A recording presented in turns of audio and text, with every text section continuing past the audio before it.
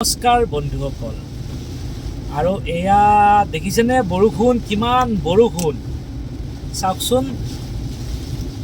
ইমানেই বৰষুণ মানে চাৰিওফালে পানী আৰু পানী। আৰু মই বৰ্তমান আছোঁ গুৱাহাটী চহৰত, আৰু এতিয়া ক'ব গ'লে মই আমাৰ শৰাইঘাট দলংখন পাম, যিখন নতুন শৰাইঘাট দলং। গতিকে আপোনালোকে ভিডিঅ'টো স্কিপ নকৰাকৈ চাই থাকক। আৰু এয়া আমাৰ ব্ৰহ্মপুত্ৰ নদীৰ ওপৰত থকা আমাৰ নতুন শৰাইঘাট দলং, আৰু এয়া পাই গ'লোঁ শৰাইঘাট দলং। আৰু ইয়াৰ পৰা হ'ল ষ্টাৰ্টিং পইণ্ট, আৰু কাষত এখন আছে, সেইখন দেখিছে নহয় আপোনাৰ, সেইখন হ'ল পুৰণি শৰাইঘাট দলং। আপোনাৰ ৰাইট চাইডে চাওক, সেইখন হ'ল পুৰণি শৰাইঘাট দলং। আৰু এতিয়া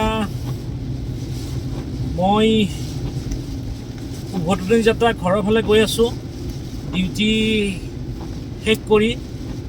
আৰু ইমানেই বৰষুণ দিছে আপোনাক ভাষাৰে বুজাব নোৱাৰোঁ। মানে আজি ইমান দিনৰ মানে হুতাহ পলাই দিছে বতৰেও, যে ইমান দিন ভালকৈ বৰষুণ দিয়া নাই। গতিকে এতিয়া বৰষুণ দি মানে পূৰা একদম ঠায়ে ঠায়ে পানী কৰি পেলাইছে। আৰু এতিয়া বানপানীৰ বতৰ, যিহেতু বানপানী আহিব। গতিকে এতিয়া মই গৈ আছোঁ। তথাপিও যিবিলাক মানুহে বাইকেৰে অহা যোৱা কৰে, তেওঁলোকৰ কিমান কষ্ট হৈছে নহয় জানো। গতিকে আপোনালোকক এটাই অনুৰোধ কৰোঁ, যিসকলে বাইক লৈ অহা যোৱা কৰে বা স্কুটি লৈ অহা যোৱা কৰে, তেওঁলোকে যাতে গাড়ী বহু জোৰত নচলায়, লাহে লাহে যায়, যাতে ব্ৰেক মাৰিলেই লাহেকৈ ৰখাব পাৰি। কাৰণ এতিয়া বৰষুণৰ বতৰ, জাগাবিলাক খুবেই পিছল হৈ আছে, আৰু সেইকাৰণে এক্সিডেণ্ট হোৱাৰ সম্ভাৱনাটো বহুতেই বেছি বৰ্তমান। আৰু এতিয়া মই বৰ্তমান গৈ আছোঁ শৰাইঘাট দলঙৰ ওপৰেৰে। আপোনালোকে দেখিছেনে, আমাৰ এইখনেই হ'ল শৰাইঘাট দলং, খুব ধুনীয়া হয়। আৰু কাষৰ ফালে ৰাইট চাইডে যিখন দেখিছে, সেইখন হ'ল পুৰণি শৰাইঘাট দলং। সেইখনতো আৰু বহুত ধুনীয়া আছিলে। আৰু এইখন আমাৰ কামৰূপ জিলাৰ উত্তৰ পাৰ আৰু দক্ষিণ পাৰক সংযোজিত কৰিছে।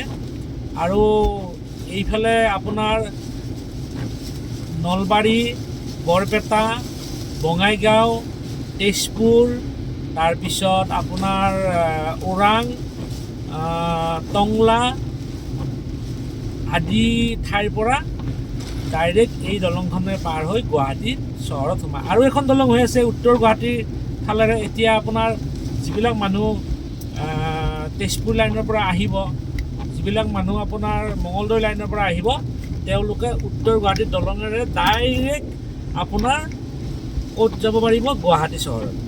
আৰু এখন দলং হৈ আছে আমাৰ শুৱালকুছি আৰু পলাশবাৰীৰ মাজত। গতিকে সেইখন দলঙেৰে আকৌ আমাৰ বৰপেটাৰ ফালৰ পৰা বা একচুৱেলি ভূটানৰ ফালৰ পৰা ডাইৰেক্ট আহি পিনে আমাৰ সেইটো লাইনত যাব পাৰিব, মিৰ্জা লাইনত। আৰু যদি কিছুমানে ভাবে যে গুৱাহাটীত আহে, গুৱাহাটীত আহিলে এইখন শৰাইঘাট দলঙেৰে আহিব, সিখনেৰেও আহিব পাৰিব, সেইখনেৰে আহিলে বেছি সুবিধা। আৰু এতিয়া আপোনালোকে ভিউটো চাওক। বৰষুণ বতৰ আচলতে খুবেই ভাল লাগে, বহুত বেছি গৰমো নহয়, বহুত বেছি ঠাণ্ডাও নহয়। আৰু এই সময়খিনিয়ে মানুহৰ কবিতা ৰচনা কৰাৰ দিন। গতিকে এই সময়খিনি বহুত ভাল লাগে। কিন্তু বৰষুণৰ কাৰণে বহু মানুহ ওলাব পৰা নাই। যিবিলাক ফুটপাথত থকা মানুহ, তেওঁলোকৰ কিমান প্ৰব্লেম হৈছে নহয় জানো। যিবিলাকে ফুটপাথৰ ব্যৱসায়ী, তেওঁলোকৰ কিমান প্ৰব্লেম হৈছে। তথাপিও এটাই চেষ্টা কৰিব, যাতে তেওঁলোকে কষ্ট নোহোৱাকৈ আপুনি কিবা এটা তেওঁলোকৰ বাবে কৰি দিব পাৰে। সকলোৱে যদি মিলিজুলি কৰি দিব পাৰোঁ, তেতিয়াহ'লে তেওঁলোকেও কষ্ট নোপোৱাকৈ থাকিব। কাৰণ তেওঁলোকো মানুহ, আমিও মানুহ। আৰু মানুহে মানুহৰ বাবে বুলি ডক্টৰ ভূপেন হাজৰিকাই সেই কাহিনীটোৱে কৈ থৈ গ'ল। গতিকে আমি যদি মানুহে মানুহৰ কামত নাহোঁ, তেতিয়াহ'লে কি হ'ব।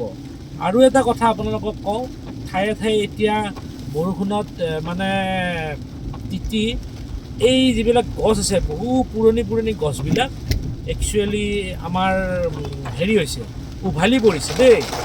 উভালি পৰিছে, তাৰ ফলত বহু অনিষ্ট হৈছে। গতিকে খুব চাই চিতিহে আপোনালোকে ৰখিব, কোনো গছৰ তলত নৰখিব। এই সময়ত মানে খুব মানে বৰষুণৰ বাবে তলবিলাক ভিজি গৈছে, যাৰ ফলত আপোনাৰ গছ গছনিবিলাকৰ যিটো তলৰ শিপা, সেই শিপাবিলাক দুৰ্বল হৈ গৈছে, জিকি ভিজি তলটো মানে একদম কাম নোহোৱা হৈ গৈছে, যাৰ ফলত কিছুমান গছ বাগৰি পৰা দেখা গৈছে।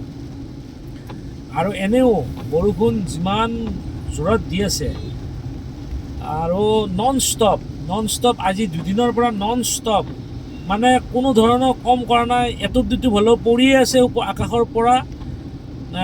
এনেকুৱা লাগিছে ইন্দ্ৰ দেৱতাই যেন গোটেই খং উজাৰি পেলাইছে পৃথিৱীৰ ওপৰত, তেনেকুৱা লাগিছে।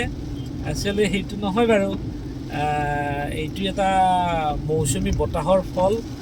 সাগৰত মানে আৰ্দ্ৰতাটো বাঢ়িছে বাবে আমাৰ গৰম ঠাইবিলাকত বৰষুণৰ কোবটো বেছি হৈছে। আৰু একচুৱেলি আমাৰ অসমখন আছিল আচলতে এসময়ত নাতিশীতোষ্ণ দেশ, মানে গৰমো নহয় ঠাণ্ডাও নহয়। কিন্তু এতিয়া কি হৈছে, আমাৰ কেইবছৰমানৰ পৰা অসমখনত বহু গৰম হৈছে। কিহৰ বাবে হৈছে? কাৰণ আমাৰ ইয়াতে গছ গছনি বুলিবলৈ নাই, সেইবাবে হৈছে। গতিকে যা হওক, আপোনালোকে ভালে থাকক, কুশলে থাকক। আৰু যিহেতুকে মই গাড়ী চলাই আছোঁ, গতিকে এই ভিডিঅ'টো ইমানতেই সমাপ্ত কৰিলোঁ। বাই বাই আৰু জয় হিন্দ, জয় অসম, ধন্যবাদ।